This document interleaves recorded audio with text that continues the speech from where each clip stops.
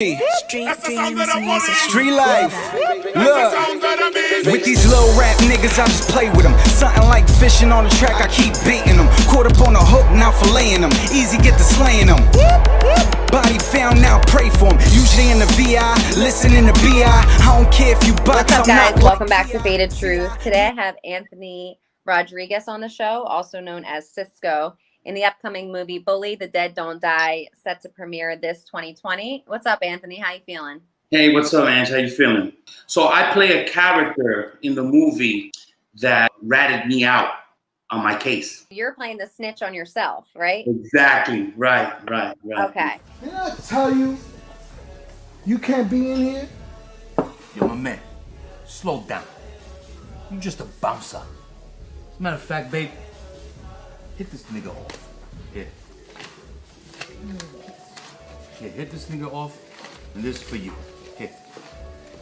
Fuck out of here. What's going on in this scene? Alex, plays Bully, is now seeking alternative work. So he starts bouncing. And so this scene, I'm working at a club, and we didn't let a girl in because she was starting trouble. Cisco gets her in, and I play him sitting there with the girl, and I'm paying off Bully to like, get out of here, I'm with a girl. So now, is Bully made from your life story, or just a lot of it, like a lot of parts? I would say about 60 to 70%. Wow, okay. It's a great story. You know, Alex is amazing. He's a great writer, producer. He actually started writing this with a couple of people, not knowing really my story. And then when we got together, we started talking, and it had a lot of similarities. So your character is Cisco, and he's a snitch? Yeah, he cooperated with the federal government on my case. So in this scene, you're just hanging out, and Rico's just trying to tell you stop having fun. Basically, you got shit to do. Right. In this scene, I'm in the club. This girl, I got her in, and he works there as a bouncer, and he doesn't let her in. He doesn't want her in because she starts trouble. She starts fighting. She's not something that you want in the club, which is true. I worked at a club where there was a young lady who we didn't let her in. She was underage. She started fights. And to this day, she's one of my best friends.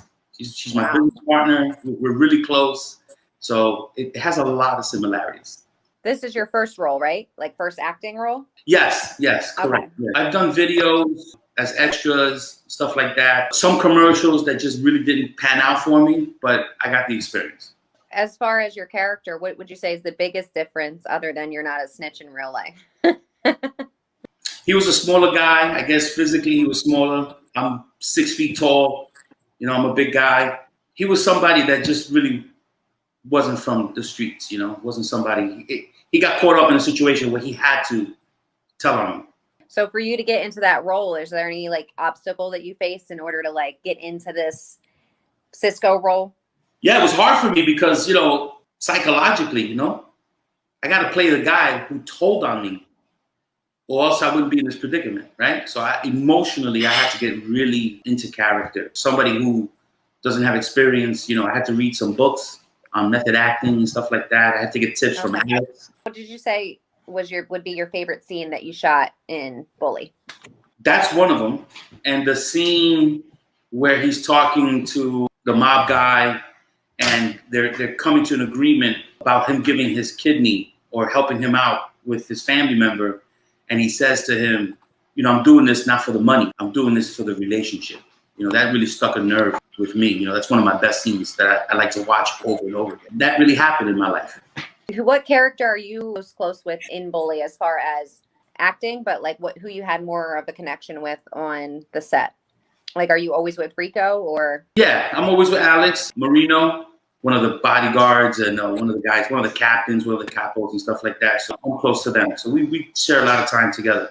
You keep saying it's relating to your real life. So tell me about the whole scandal. I can talk about it now. I mean, some stuff I kind of protect just because there's individuals that still are prevalent. I'm a guy that was a police officer, young cop, was on the force for a very short time and had to make ends meet. And I embezzled, or I stole, close to $1 million. From who? From a telecommunications company. I'm pretty good with computers. Right? While I was still on the job. But that led to me working at different, high-end establishments, in the club scene, got me connected to celebrities where I would do private security details and stuff like that. While the money was coming in, how do you spend all this money? I started a record label that got me more connected with more people. And it took like maybe a 3 to 4 year span for me to really rise and get in trouble and get indicted, arrested, and then do time, federal. Then coming out, since I was gone for a while, people were like, hey, what happened to Bully? Bully was the guy. Bully was the guy who could do security for you, do the phones, get you connect, meet people. So I was that guy, really made the connections in between people. And so coming back out, I had to reinvent myself. Right. So I had to go back to school. I couldn't find a job. You got a felony record, federal. So I went back to school and I got my master's in psychology, started doing drug counseling. That's what I do now. I'm a director. Oh, wow. At a nonprofit organization in the Bronx. Nice. And so it just kept me going. And then I went back to doing bouncing. So that's where you see Rico or Alex play, where he's back in the club scene again. So you weren't actually a dirty cop. You were just, it was your profession and you were doing bad shit on the side. On the side, right. I did nothing. Right. Yeah, I was still a good cop. I did my job and everything. I was at a whole different level. You're talking $40,000, $50,000, $60,000 a week. So how long did you go to jail for? I went for 1.5 years. White collar crime. They took into consideration my background. I was in the military. I had never gotten in trouble in my life prior to this. I was always a good kid. Was very active in sports. Played football, boxing. I was. So this was a shocker to me, even though I knew what I was doing. What do you think is the hardest part about being a new actor? Because you said you never really been in any role, kind of. So what was the main thing you had to get used to? Taking that criticism and using it to get better. You don't have experience. You keep making the same mistake over and over again, unless someone really kind of takes time and says to you, hey, this is the way you're supposed to be talking on the mic. This way, use this angle, stuff like that. So I'm learning that now. I got a really good friend of mine that he helps me out a lot. I take everything that everybody says in the business with a grain of salt, just to get better. Because, how many bald-headed guys, tough guys can we have in the world? We got a whole bunch of them now. They're all over. I love your accent is like New York with a splash of Boston, I think, in that clip I just saw. Right, yeah. I really wanted to emphasize that, Italian type stereotype, just so that it could hit people like, oh, wow. What's your background? I am 100% Dominican. Yo, pass that. What was your funnest part on set that you had doing the whole thing? Even if you weren't in the scene, what was your funnest moment? I think every scene we had a good time. We tried to make it as fun as possible. I think that the basement scene when they killed me, we had a lot of fun doing that. The rest. So you die? Yeah, I get murdered. There's a parking lot scene. I saw the series. There was a lot of scenes that I saw on rooftop. Alex did a lot of shots with a drone that looked amazing. But we just had fun. There's always couple of drinks involved. So the guy that snitched on you, why did he snitch on you? Was he part of the whole thing and he just had to give names? Yeah. Okay. Yeah, he was part of the indictment. And okay, gotcha. So they went to him because they knew that he was gonna give it up. He had his girlfriend involved, and so he didn't want to have his girlfriend in trouble. I'm telling you, man, pussy rules the world. It does. Trust me. It does. Pussy controls everything. I tell my friends all the time, what's better than pussy? New pussy. Spoken like a true man. Tell me about the record label. The record label is called DFL. It's called Down for Life. And I was partnered up with 3 other gentlemen, and we were together in it. And so we had about 12, 13 artists signed to the label. Some are really big right now. Do you miss it? Is it something you would restart, or are you content where you're at now? If I had the opportunity, I would do it again. I love music. I used to play the trumpet. I don't play it anymore. Trumpet. Yeah. It's, high school. I got the big cheeks. I can blow a lot of high. I played the clarinet for a little bit. Whoa. I was actually good at it, and that shit was hard now that I think about it. I'm like, and it was gross with the reed. Ugh, hated it. Yeah, I would love to get back into it. You know, I like to be part of something that's creative, something that makes people feel good, something that people are gravitated to, especially now with the music. Writing is what I'm picking up now. I'm writing short stories, stuff like that. I have a friend who kind of like set this all up, Deborah Cardona. She's from Deja Vu TV. She's really inspired me because I've been reading her books and stuff like that. So that's what's getting me motivated because she, you know, it's urban. That's where we grew up. You own pizza shops too? I used to own a pizza shop in the city, Manhattan, on 34th and 2nd, Garlic New York Pizza Bar. So do you like to cook? Are you like a chef? Yeah, I love to cook. Love to cook. I can cook anything you want. Anytime you want, I cook. That's what I miss most about Jersey is the food. Because I'm in Vegas now, and it's like there's no culture here at all. No, there isn't. There's no like, I miss bread so much, like normal fucking bread, because everything out here is like the water's nasty, so everything else is nasty. That's what I was gonna say. It's the water. You were a bodyguard for a bunch of celebrities throughout your security. Who was the biggest or your most favorite celebrity that you were a bodyguard for? Oh man, you know, in the music industry, with so many. You know, you got freestyle, you've got salsa singers. You mean Mark Anthony, TKA. Was there anybody that you were like, oh, I'm securing this motherfucker? Yeah, no. I did a detail one time at this place called the Hammerstein on 34th. There was an event there with Puff Daddy, you know, Jennifer Lopez. There was a lot of other rap stars that were going there. I got excited for that because, you know, I like the rap. I like hip hop. So what's your like craziest experience that you've had as security? Like, what's the craziest fight that you've been in, or just the craziest thing that's happened in all those years? If you could pick one. I worked at Webster Hall for a long time. I worked at a really famous place in the Bronx. Webster Hall. They put like a club in there one time. Yeah, I used to work there. It had 5 rooms. You know, you've got gangs going there, the triads, downtown by Canal Street. That was, you know, hectic at time. I worked for many years in the Bronx for a famous place on Fordham Road, Jimmy's Bronx Cafe. Saw a lot of stuff there, you know, but, you know, we were professionals and got to do what we got to do. So what's the craziest thing? I think one time some guy wanted to jump off into the Major Deegan. We had to stop him. Jumped into a car, hit one of our managers. I had to pull him out of the car. Security had to come out. It was that night was crazy. Webster Hall, we used to get girls get naked all the time. All the time. So you said you also work in the social systems? Yeah, I'm a director for a transitional housing, people who are HIV, AIDS positive, substance abuse counseling there. So I run the program.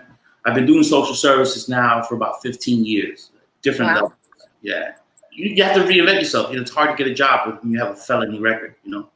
So did you do that because of the felony, or did you have like childhood things that kind of made you want to pursue those different, like, no, I did that, you know, I did that only because it was easier for me to get into the workforce, you know. Okay. You know, having a degree, having some licensing in social services made it easier for me to find employment.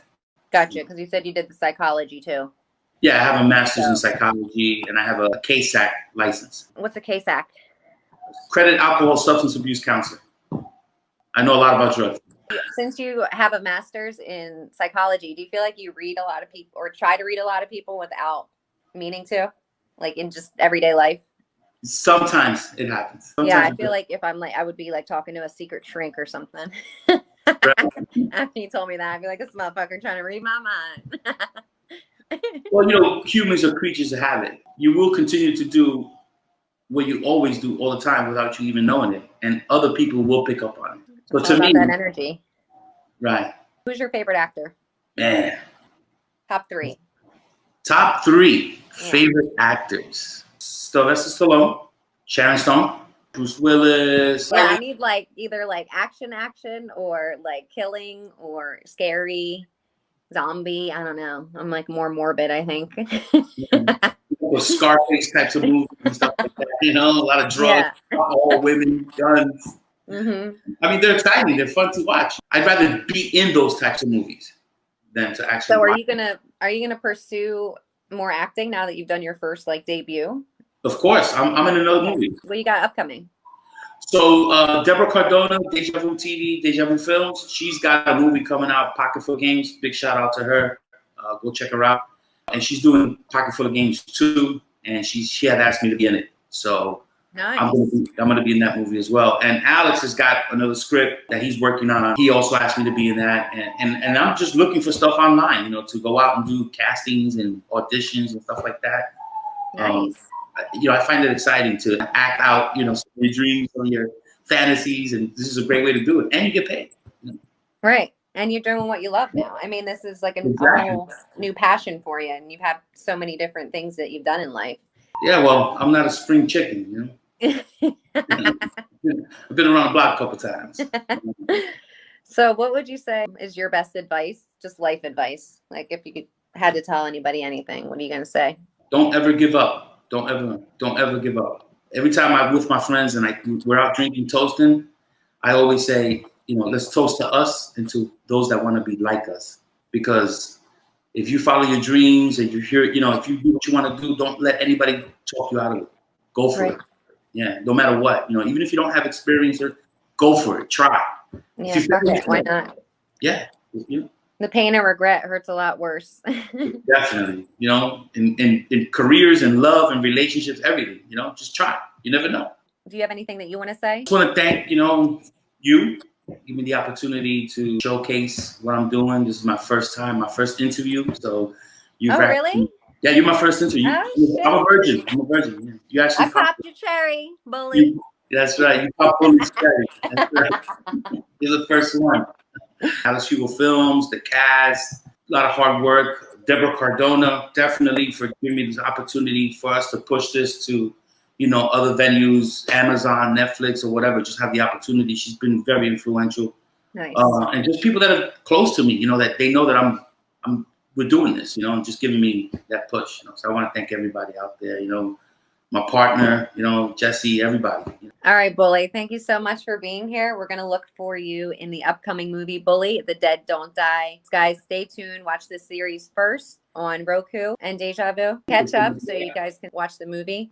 You're going to see Cisco playing this character that I'm so excited about now. It's crazy how you're acting out a portion of your life. That's crazy. Right.